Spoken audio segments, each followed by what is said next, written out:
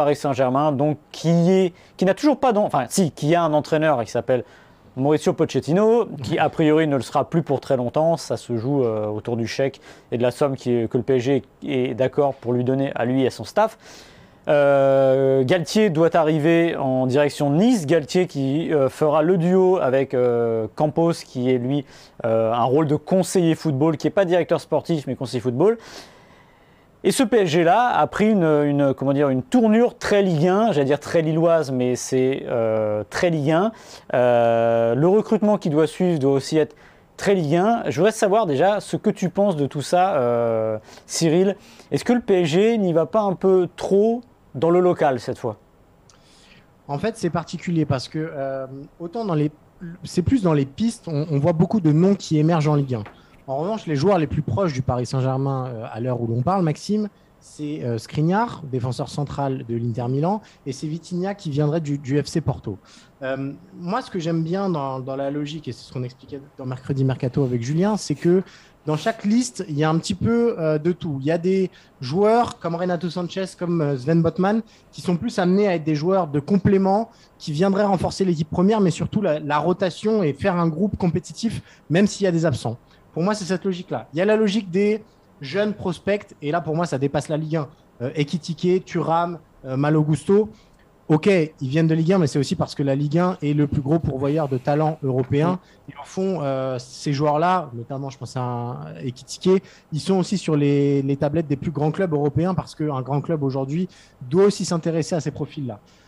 Finalement, celui qui me surprend presque le plus, ce serait Seko Fofana. Dernière dernière piste confirmée par l'équipe ce vendredi, parce qu'il ne colle pas trop dans les cases qu'on vient de dicter. Il a 27 ans, donc paradoxalement, il est plus si jeune que ça. Il a un parcours qui est très atypique. Sportivement, il pourrait apporter beaucoup, moi je pense, mais c'est ni un joueur de complément, ni un titulaire indiscutable.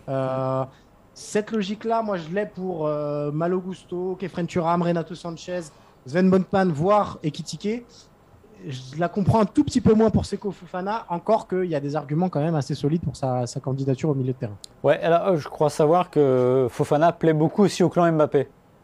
Tout à fait. Qui laisserait entendre aussi, non pas la prise de pouvoir, parce que je pense qu'il y a beaucoup de fantasmes autour de ça, mais je pense que le poids accru, on va dire, de Kylian Mbappé, et puis c'est bien normal, puisqu'il est resté, entre guillemets, c'est pas pour rien, c'est pas gratuit, je parle pas du salaire évidemment, mais de tout ce qu'il y a autour. En fait, ce qui est marrant, c'est ce que tu dis, c'est qu'on a l'impression que les pistes à l'étranger se débloquent beaucoup plus vite pour le Paris Saint-Germain. Et je pense que ce n'est pas une question de savoir-faire. Je pense que le PSG est peut-être, et c'est des deux côtés, vous allez voir, que le PSG est peut-être plus enclin à mettre assez cher sur des joueurs étrangers qui viennent de l'étranger parce qu'il y a le côté prestige, etc. C'est Porto, c'est l'Inter Milan. Et qu'en France, ils attendent peut-être que ça coûte un peu moins cher. Or, les clubs français, eux, sont amenés aussi à dire « non, mais nous, ça va coûter. Seko Fofana, 40 millions. Ouais. Il est très bon. Mais 40 millions, je ne suis même pas sûr qu'un club anglais… Parce que Seko Fofana, il peut avoir un peu le profil du genre de joueur qui explose et qui va faire le bonheur d'un club du milieu de tableau anglais. C'est vraiment le type de joueur qu'on voit bien. Ça part à 25 millions, pas à 40. Donc je pense aussi qu'il va y avoir une adéquation à trouver entre les besoins du PSG. Par exemple, Thuram à 20 millions, ça ne me choque pas tant que ça. Et Ekitike à 40, ça ne me choque pas non plus, même si je pense que je ne suis pas sûr qu'il partirait aussi cher en Angleterre. Mais en tout cas, je pense qu'il y a pour l'instant une adéquation et peut-être une habitude à reprendre pour le PSG, justement, parce que c'est un marché finalement qui est tout proche, mais qui n'est pas tellement connu. Après, pour ce qui est du rôle de ces joueurs dans l'équipe, moi, j'ai envie de dire que s'ils viennent juste pour être du complément, c'est pas bien. Parce qu'en fait, ça voudrait dire que le PSG, finalement, a laissé les clés aux mêmes. Ceux qui n'y arrivent pas, tous les ans, à gagner la Ligue des Champions. Je ne fais pas une fixette sur Marco Verratti, je sais qu'il y a plusieurs avis sur lui. Moi, je pense que c'est un joueur qui plafonne, qui peut être formidable, mais qui plafonnera toujours et qui n'arrivera jamais au niveau escompté ou imaginé. Donc, à un moment, laisser les clés à ces joueurs-là, et de dire on a pris ces mecs-là pour les mettre sur le banc ou faire du complément, je pense que ce n'est pas une bonne idée. Et surtout, si le PSG veut marquer le coup, il faut dire nous, on a pris ces joueurs-là, un joueur comme Fofana ou un autre, pour qu'ils fassent vraiment partie du projet, mais du parti du projet en première ligne. Et c'est vrai que c'est là peut-être où il y a l'achoppement. Et je rajouterai un truc sur sur la constitution de l'effectif, en fait, je pense que c'est bien parce qu'en fait, il y a déjà, on entend des voix qui disent oui, mais ça y est, Galtier, ça fait pas rêver, Galtier, Zidane, etc. La Ligue 1, nanana, voilà.